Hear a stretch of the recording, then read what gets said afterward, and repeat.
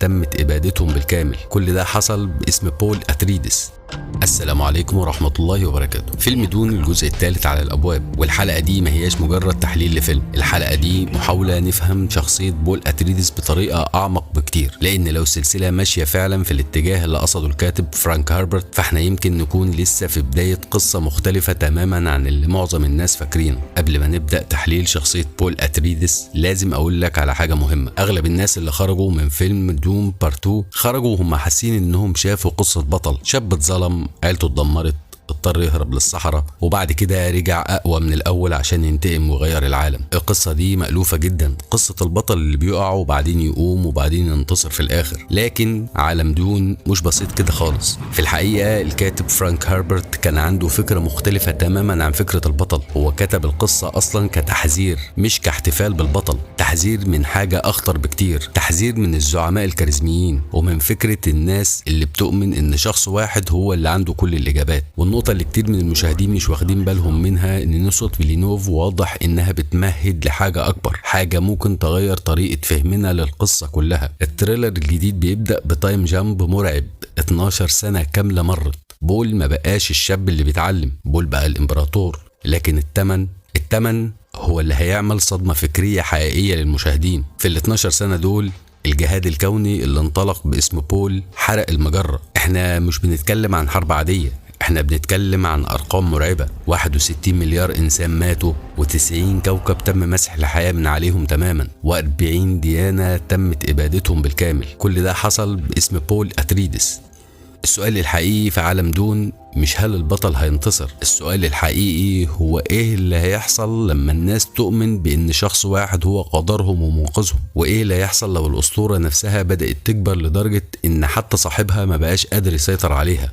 تخيل انك تقدر تشوف المستقبل، مش احتمال، مش توقع، المستقبل الحقيقي. تشوف الحروب قبل ما تبدأ، تشوف مدن بتتحرق، تشوف مليارات الناس بتموت، وبعدين تكتشف حاجة أسوأ بكتير، تكتشف ان كل اللي انت شايفه هيحصل بسببك انت، بسبب قراراتك. يعني مش صدفة ومش غلطة، بسببك. والسؤال هنا مش هيكون هل تقدر تمنعه، السؤال الحقيقي هو لو عرفت ان الكارثة جاية هل هتحاول تمنعها اصلا، ولا هتقنع نفسك ان مفيش مفر. القصة دي مش قصة شرير ولا هي قصة بطل، القصة دي عن اخطر حاجة ممكن تحصل لأي حضارة، لما الناس تقرر ان في انسان واحد بس هو اللي فاهم كل حاجة، هو اللي شايف الصورة كاملة، وهو اللي يقدر ينقذهم. المشكلة الحقيقية مش ان الناس صدقته، المشكلة ان هو كمان صدق. بول اللي هنشوفه دلوقتي مش بول بتاع زمان، لكن بول واقع في فخ التنبؤ. هو شايف المسارات كلها وعارف ان المسار الوحيد اللي هيحافظ على بقاء البشرية، الجولدن باث، هو المسار اللي غرقان في الدم. عارف ان تشاني حب حياته حامل، وشايف في رؤياها انها هتموت وهي بتولد واحد من اطفاله، وعشان يهرب من القدر ده بيدخل في لعبة سوداوية جدا، بيسمح لإيرولان انها تسمم تشاني بجرعات صغيرة عشان يأخر الحمل، وبالتالي أخر اللحظة اللي هتموت فيها. بول ما أصبحش إنسان عادي، بول بقى بيلاعب القدر عشان يطول لحظة الوداع، وهو عارف إن النهاية كده كده جاية. وفي عز ما بول محبوس في قدره بتظهر مؤامرات من البني جيسرت ونقابة الفضاء وغيرهم. ما هياش مؤامرات بالسيوف، لكن مؤامرات بتلعب على أضعف نقطة عند بول، إنسانيته. بيرجعوا له صاحبه القديم دانكن من الموت، بس مش هو ده، غولة أو جولة مستنسخ بدون ذاكرة، أداة عشان يكسروا قلبه ويجبروه يتنازل عن عرشه. وهنا بنشوف بول في أضعف حالاته، إمبراطور بيحكم 10,000 كوكب بس مش قادر يرجع ذكريات صاحبه، ولا قادر يحمي مراته من الموت المحتوم. الحلقة دي محاولة نفهم شخصية بول أتريدس بطريقة أعمق. لو اتفرجت على الجزء الثاني غالبا حسيت بإحساس غريب شوية، وأكيد في لحظة ما لقيت نفسك متعاطف مع بول، فهمه،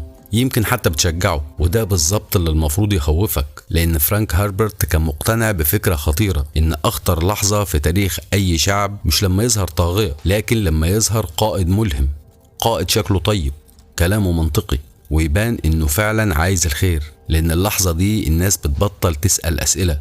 في البداية بول ما كانش أسطورة، كان مجرد شاب صغير ابن ذوق حياة هادية في كلادان. لكن الحقيقة إن بول ما اتولدش صدفة، بول كان نتيجة مشروع بدأ من آلاف السنين بواسطة البني جيسرت. هم كانوا عايزين يصنعوا الكويزاتس هايدرا، الإنسان اللي يقدر يشوف الزمن كله قدامه. الاختبار بتاع الصندوق اللي عملته له الأم موهيم كان البداية. هل أنت إنسان ولا مجرد حيوان؟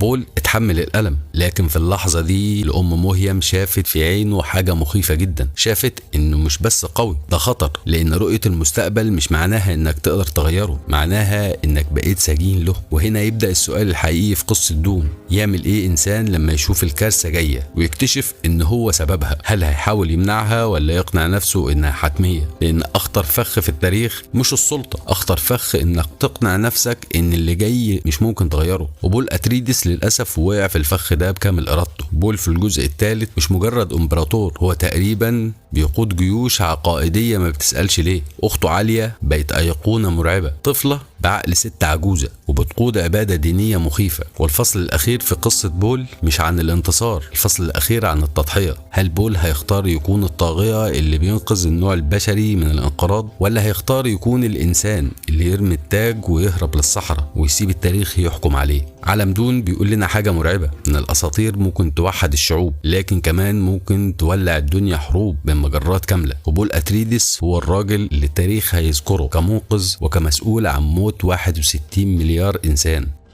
الحلقة دي أنا عارف إنها ممكن تكون صعبة على ناس كتير، خصوصا اللي كان داخل فاكر إن أنا هحلل التريلر. ولو حابب نكمل تاني فيديوهات في سلسلة دون ياريت تكتب لي في التعليقات. وهنا هتكون البداية، لكن البداية اللي ده وقتها فعلا إنك تشترك على القناة. دلوقتي أقدر أقول لك سلام عليكم.